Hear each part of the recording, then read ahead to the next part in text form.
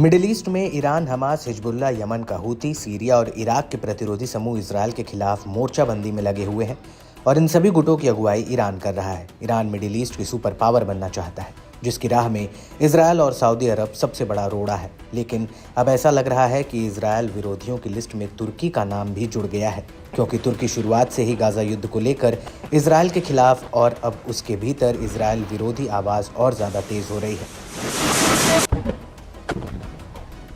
दरअसल तुर्की के जाने माने 90 साल के इस्लामी न्यायविद और राष्ट्रपति तैयब एर्दोगन की तरफ से फतवा जारी करने वाले हायरेतिन कारामान ने एक बहुत बड़ा ऐलान किया है। उन्होंने कहा है कि इजरायल को रोकने के लिए तुर्की को अब परमाणु हथियार हासिल करना चाहिए।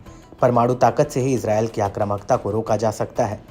कारामान ने इस्लामी अखबार येनी शफाक डेली में एक लेख लिखा है, जिसमें उन्होंने कहा है कि या तो इस्लामी दुनिया को एकजुट होकर चीन और रूस का सहयोग करना चाहिए या तुर्की को परमाणु हथियार हासिल करने की दिशा में आगे बढ़ना चाहिए।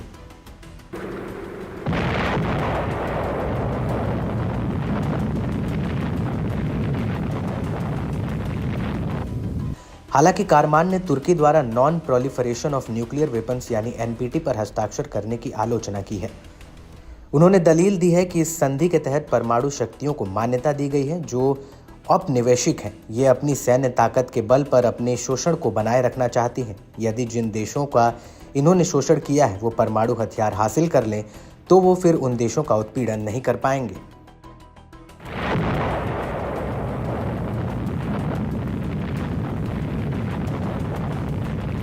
आपको बता दें कि कारामाल साल 1995 में इजरायल और फिलिस्तीन के दौरे पर गए थे और अपने इसी दौरे को याद करते हुए उन्होंने कहा कि मैंने व्यक्तिगत रूप से ये महसूस किया है कि कैसे यहूदियों के एक विशाल इजरायल की कल्पना की है, जिसे प्रॉमिस लैंड के नाम से जाना जाता है।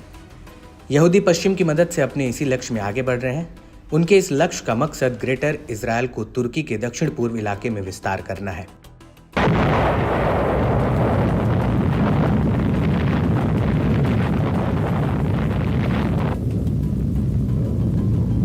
लेकिन इस सब के बीच तुर्की के राष्ट्रपति एर्दोगन ने एक जनसभा में दावा किया कि इजरायल तुर्की को जमीन को हड़पना चाहता है। एर्दोगन ने इससे पहले पहली बार सार्वजनिक रूप से 10 नवंबर 2023 को एक जनसभा में कहा था कि पूरी दुनिया के सामने एक तबाही मानवता के खिलाफ अपराध घटित हो रहा है।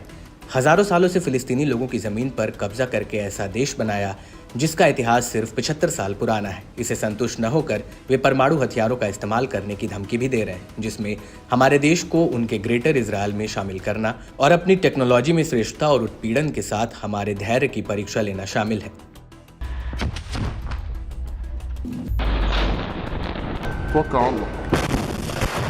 और इसके बाद एर्दोगन ने 11 नवंबर 2023 को सऊदी अरब के रियाद में संयुक्त इस्लामिक अरब सम्मेलन में भी इसी तरह का बयान दिया था। गौर करने वाली बात यह है कि तुर्की खुले तौर पर हमास से जुड़ा हुआ है। हमास को अमेरिका और यूरोपीय संघ ने आतंकी संगठन घोषित कर रहा था। वहीं तुर्की ने कई बार हमास के नेताओं की अपनी मेजबानी की है।